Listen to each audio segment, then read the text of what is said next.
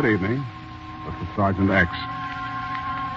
I don't think we need a Gallup poll to tell us that nearly everybody's in favor of a good mystery story. There's enough would-be Sherlock Holmes in most of us so that we get a kick out of attempting to solve a crime, even if it's only on the radio. So get out those magnifying glasses and meerschaum pipes for tonight's adventure in the Mystery Playhouse.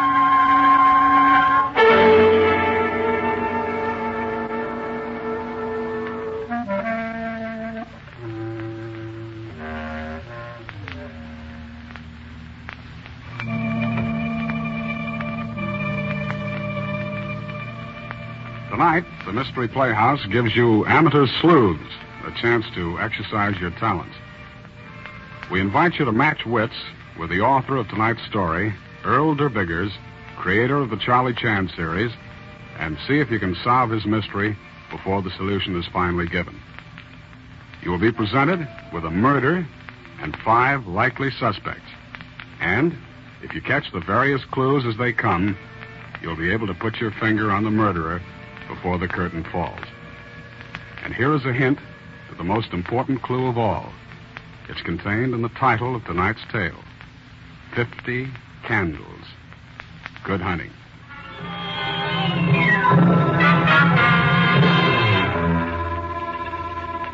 My name is George Winthrop. I'll never forget that horrible night I stood alone in the library of my former employer, Henry Drew. It was a stern and foreboding room. The heavy yellow fog from the fields of marsh grass seemed to be pressing close against the window panes. I'd been invited to Henry Drew's birthday party. Inside the big house, it was oppressively quiet. And then suddenly... I ran the door of the dining room. The table was set with gleaming silver and white linen. In the center stood a cake with 50 pink candles. I took a few steps across the room and stopped, horrified. There was a body on the floor.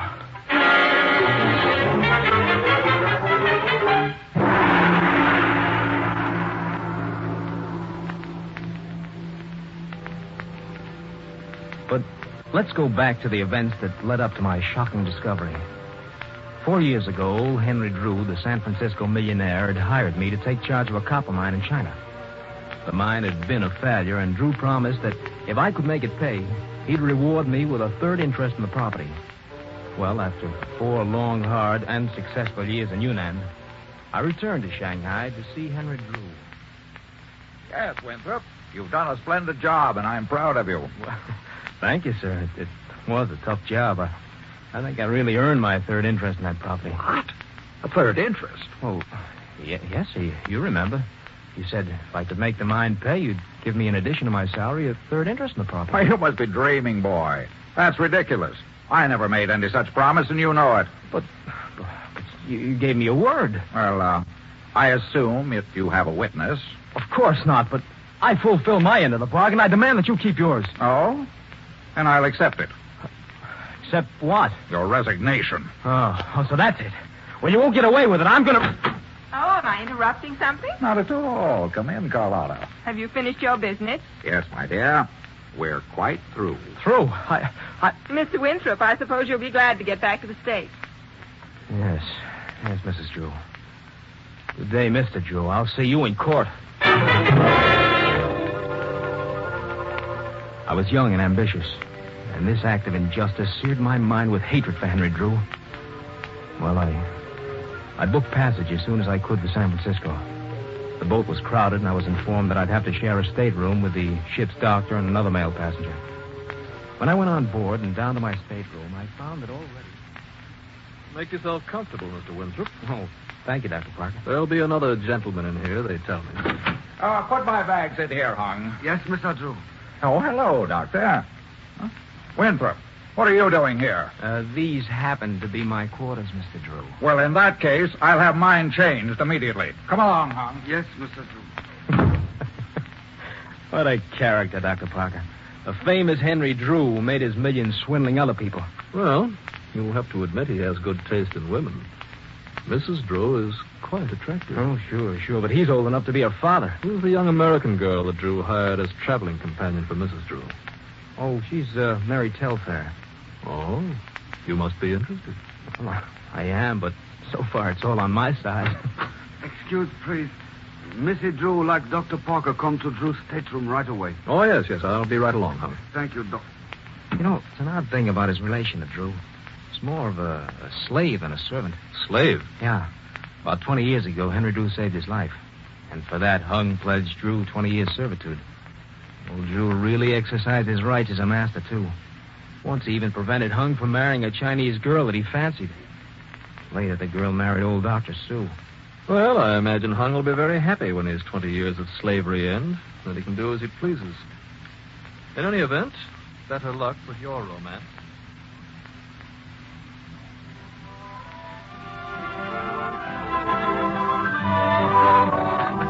Yes, Mary, it's really been very funny. Old man Drew couldn't get another stateroom, see, so he's had to make the best of an uncomfortable situation, bunking with me. I can imagine. But he's really been very nice to me. Well, who wouldn't be nice to you? George, look down there on deck. Oh, yeah. Dr. Park and Mrs. Drew, huh? Yeah, they're going into Drew's stateroom. I wish I had her clothes. And her money. Yes, I think the good doctor has more than a professional interest in Mrs. Drew.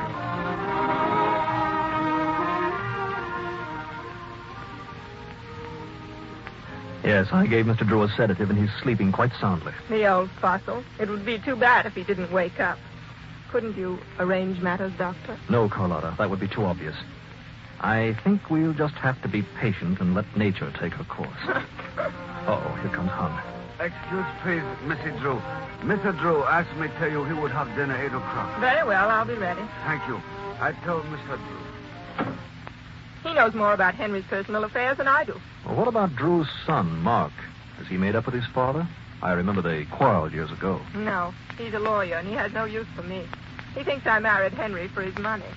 And just between ourselves, Doctor, I think he was right.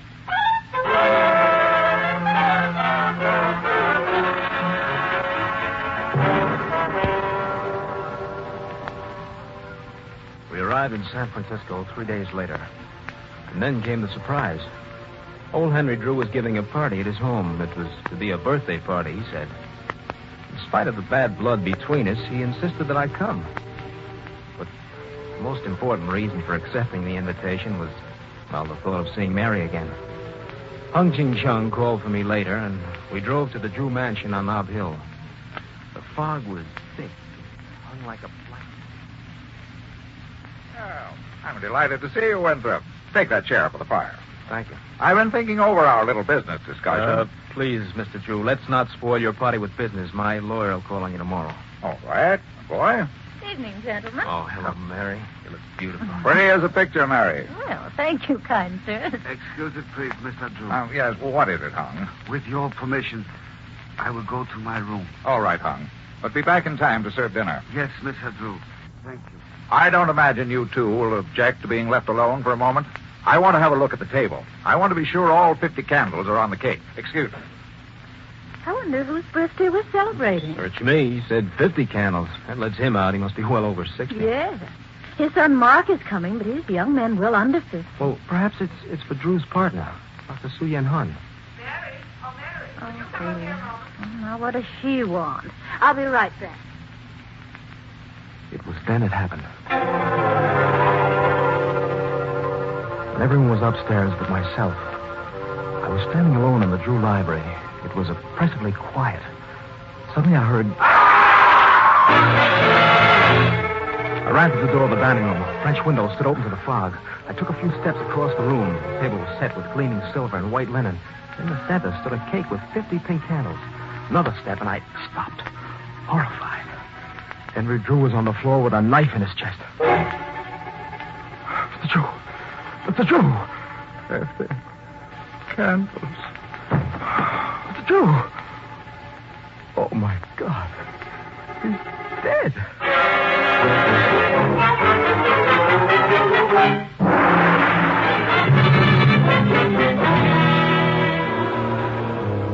I was shocked and horrified as I stood there in the Drew dining room with Henry Drew's dead body at my feet. I stepped quickly to the open French window and saw a dark shadow across the lawn which disappeared in the twinkling of an eye. I heard running footsteps on the gravel path outside.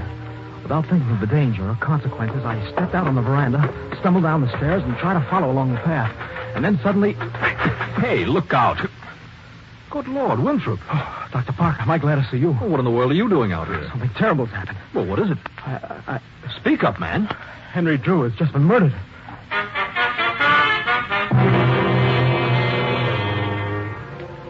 We returned to the Drew house, and I met Mark Drew, Henry Drew's son, for the first time.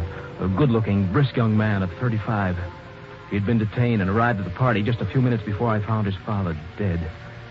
A few minutes later, Detective Sergeant Barnes arrived. He was a cool, quick little man and all business from the word go. After a brief investigation in the house and outside, he ordered us to the library. All right. Quiet, everybody. I have here the place cards of the guests for this birthday party. Mr. and Mrs. Drew, Miss Telfair, Mr. Winthrop, Dr. Parker, Mark Drew, and Dr. Soo-Yun Hun.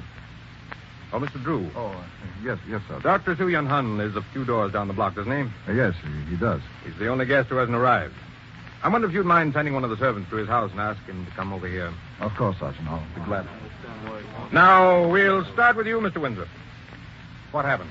Well, I was standing in here alone when suddenly I heard somebody cry out. I ran into the dining room and saw Mr. Drew on the floor. He was dead. Did you see a knife or any other weapon? I didn't look for one. I heard footsteps outside on the path, and I went through the open French window and tried to follow him. Then I got lost in the fog and bumped into Dr. Parker. He came in, and that's about all. What's your position here? A friend of Henry Drew? Decidedly not. I was a former employee. Decidedly not. What do you mean by that? Sergeant, may I speak? Why, yes, Mrs. Drew. Mr. Winthrop was employed by my husband in the Yunnan mine in China. Mr. Winthrop claimed that my husband had promised to reward him with a third interest in the mine he managed. Well, that's true. He did. He claimed he'd been treated unfairly and quarreled violently with my husband, who dismissed him. Well, that's not true. I resigned. But you admit there had been bad blood between you and Drew. Well, yes, I do. Mrs. Drew, what were you doing at 7:30? I was in my room. Miss Telfair was helping me to dress when we heard the cry. What then? Miss Telfair started out of my room. I tried to leave, but you held me back. Naturally, I was frightened. Dr. Sue should be here shortly, Sergeant. Good.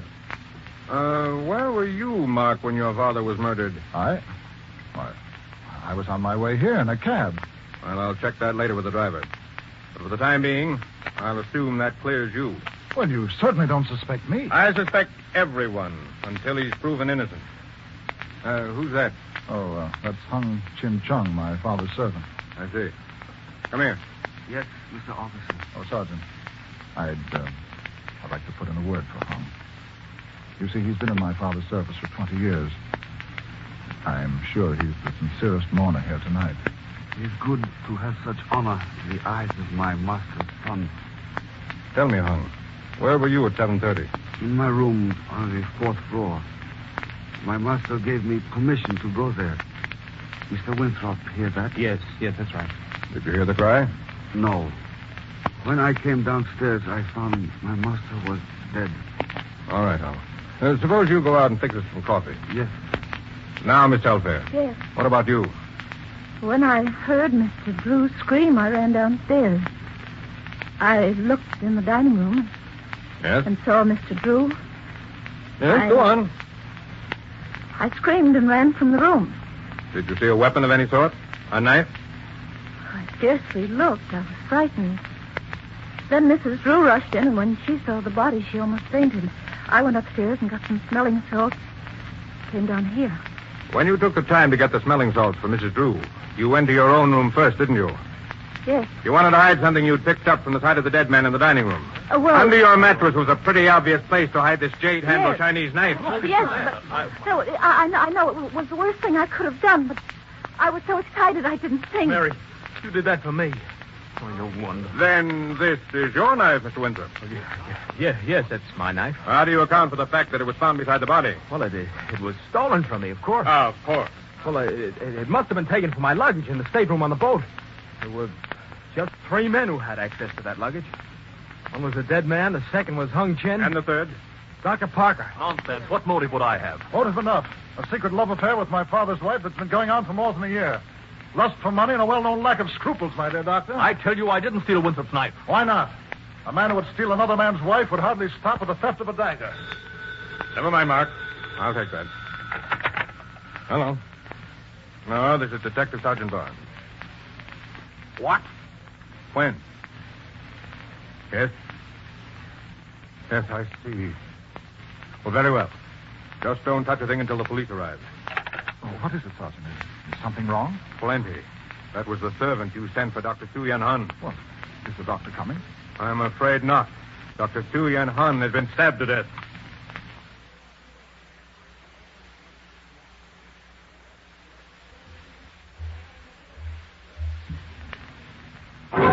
Boy, that's incredible. Now, wait a minute. Let's not get hysterical. Hysterical! 2 murders and the second one right under your very nose. I demand that you do something. No one is safe. Please, Mrs. Drew. Sergeant, I demand that you release all of us. Since we were with you, we obviously could not have committed... Enough, Parker. You weren't with me when Drew was killed. Are you implying... I'm implying nothing.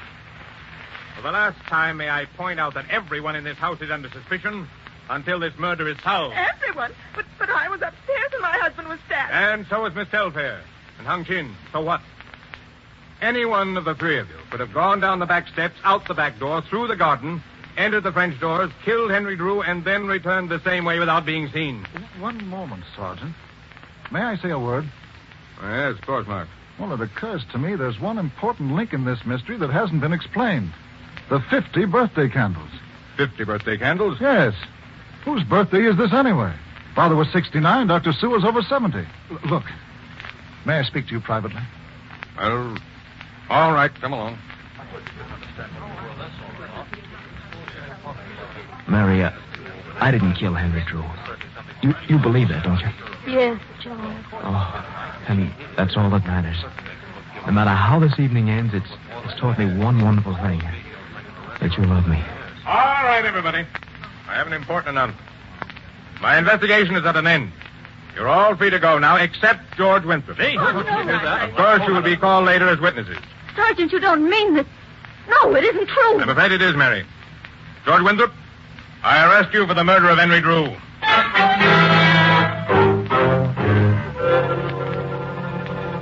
I dropped into a chair beside Mary, too shocked and stunned to speak.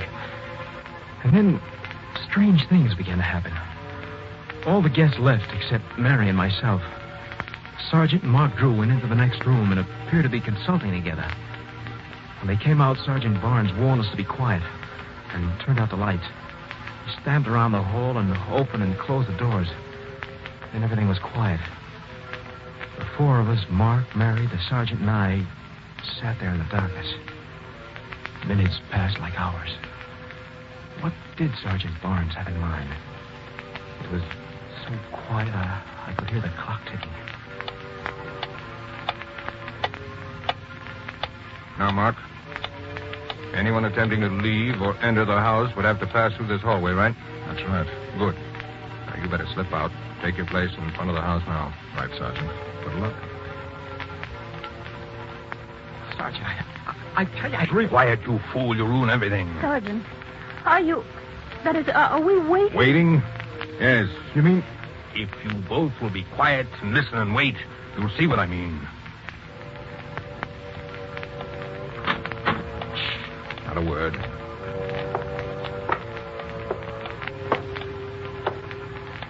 George, he has something in his hand. Oh, no, you don't? Well, that takes care of that. what happened with it? The murderer. Who else? You said that George... No, not George. Turn on the light, Mary, and you'll see. The light, yes. Never mind, I have it. Good Lord. It's Hung Ching Chung. He's dead? No. Look, he's coming too. You were right, Sergeant. Oh, Mark. I caught Molly, the Chinese girl, outside in the car. Your men are holding her. A Chinese girl. Who's Marlene? Molly is the wife of Dr. Su Yan Han. She killed Dr. Sue? No. Hung committed both murders. But the 2 of them planned to run away together. That's why Hung had the suitcase with him. Well, then you mean you don't think that... No. Sorry to give you such a bad time of it, George. But we had to in order to trap the real murderer. Well, You see, everyone thought Hung was in his room when Henry Drew was killed. But it was very simple for him to go down the back stairs, go over to Dr. Sue's, murder him, come back here and murder Henry Drew, and then return to his room again. The killings were simplified because both men trusted Hung and probably had no warning. Of course, It was the clue about the 50 candles. Oh. Oh, conscious now. Help him up, George. Right. Come on. All right, Hung. What have you got to say for yourself? Let me speak to him, Sergeant. I'm sorry, Hung. I always thought you were loyal to my father. Long ago, he saved your life in Honolulu. In return, you swore an oath to serve him for 20 years. Today, you are to be a free man. Yes. That is so. Those 50 candles on the cake were for you. This is your 50th birthday. So that's why old Drew said 50 candles before he died. He was trying to indicate the murderer. All right, Hung. You and the Chinese girl. Let the come woman on. alone. She did nothing. She was only waiting for me. Well, then what connection did she To have? you, I tell nothing. To Mr. Drew, everything. All this was to be. Long ago, the gods arranged it. And who is man that he should struggle against the gods? Years ago, I wanted to marry Marley. I asked permission of your father, but he would not share my services with Marley. He took me on a long voyage, and when we returned, Marley had been given to the evil Dr. Suyen Hun. They hated the doctor and Mr. Drew for that. I swore that when I was free, I would kill them. Today, they kept my oath. Do not grieve, Mark Drew. It is the decree of the gods. But now, gentlemen, by your leave... Look out, he has a knife! Oh, that gentleman! No! Sergeant, is he... I'm afraid so. You've done a good job. This is horrible. Poor Hung. You might think it's strange, but my father never meant much to me. Yet Hung, well, he was my friend for as long back as I can remember. If I had only known earlier what the 50 candles meant, this might have been prevented. Yes, Mark. If.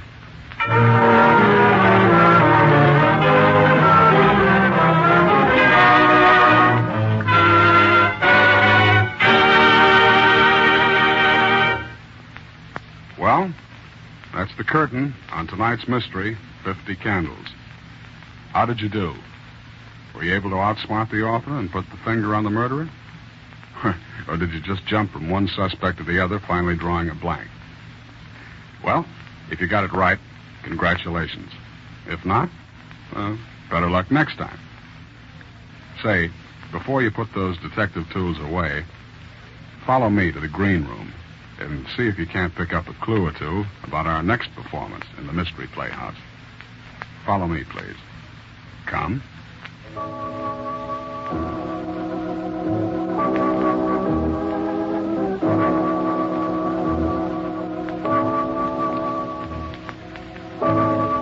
I'm alone now. The last of the funeral guests have gone, and I am alone in my study. There's been a queer sense of freedom in the house since the coffin was carried away. The coffin that now lies hidden in its solitary grave beneath the brown earth. Claire is dead. She was my wife. And yet I feel no sorrow. Little wonder. It was I who murdered her. Yes, I murdered her, but it was done too cleverly for anyone to suspect me. The power of mind over matter. Now that I look back on it, I marvel. Less than a month ago, she was strong and healthy. Then I began working on her ignorant fears, convincing her that she wasn't well. I could almost see the seeds taking root. Her appetite left her, and she began to complain of stomach pains. She took to bed. The doctor, stupid fool, could find nothing wrong, but it was clear he was worried. I waited patiently, letting her tortured mind ravish her body. And then one evening, I walked into her bedroom. There was a cup of broth on her night table. In the half-darkness, I dropped the white powder into the broth. 5 grains of arsenic. An hour later, she was dead.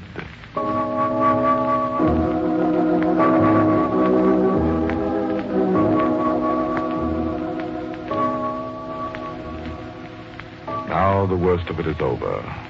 The long night when she lay cold and still in her room adjoining mine.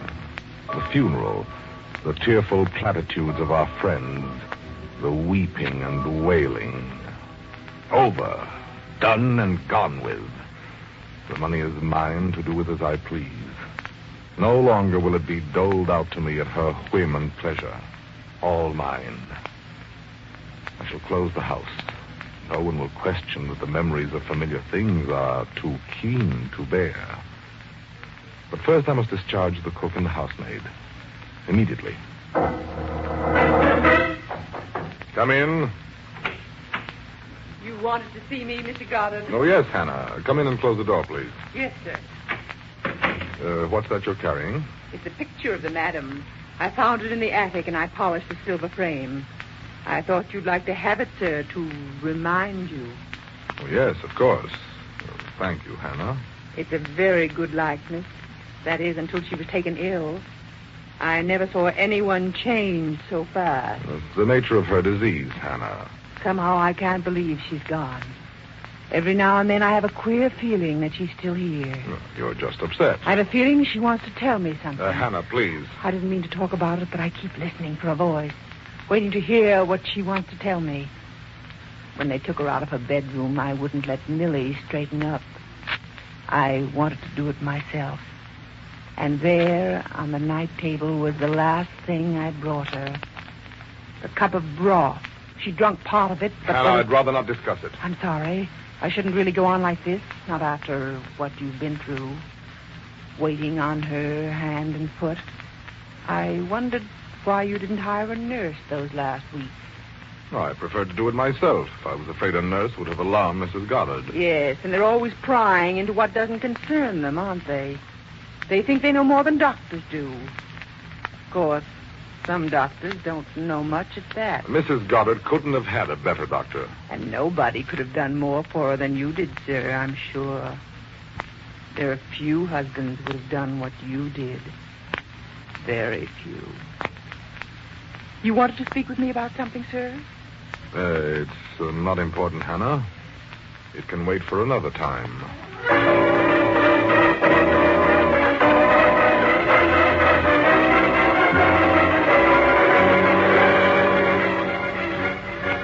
For long minutes after the door had closed behind her, I could feel my heart pounding madly. The palms of my hands were cold and damp. Everything had changed. The feeling of well-being and satisfaction was gone, and in its place was nervous, uncertain fear. Why had she made it a point to mention the cup of broth? And what else had she said? Oh, yes. Few husbands would have done more for their wives. More than I did. Very few. The words had double meaning. Had she meant them that way? No, it was impossible. Just a coincidence. A ghastly turn of a phrase. There was nothing to worry about. Nothing. Well, it doesn't look like you'll have much detective work to do in this one. The murderer's already told us who he is. Sounds to me like our next production is going to be one of those psychological stories going all out for terror. No, sir. I don't think there's going to be anything light and airy about our next attraction. So, if you like 'em grim and frightening, be right back in your seats when we raise the curtain on The Web. This is Sergeant X, closing the doors of the Mystery Playhouse. Good night. Sleep tight.